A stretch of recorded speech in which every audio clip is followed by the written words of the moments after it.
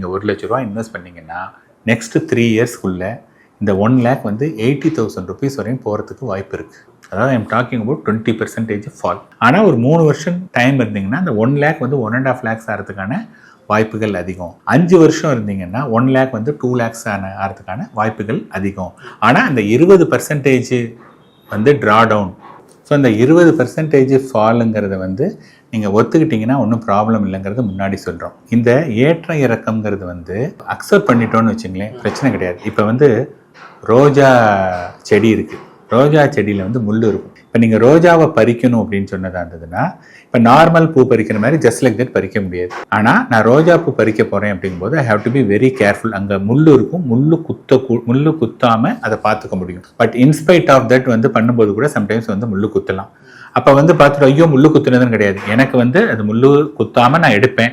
Sometimes முள்ளு குத்துனாலே எனக்கு பிரச்சனை இல்லை அப்படின்னு சொன்னதாக இருந்ததுன்னா ஸ்டில்ல வந்து அதை நம்ம வந்து போகிறோம். அதாவது இந்த வாலட்டிலிட்டி ஏற்ற இறக்கம் வந்து that is the way of life, இப்படி தான் இருக்கும் அப்படின்னு நீங்கள் புரிஞ்சுக்கிட்டீங்க அப்படின்னதுன்னா ஈக்விட்டியில் மியூச்சுவல் ஃபண்ட்ஸில் பிரச்சனை கிடையாது.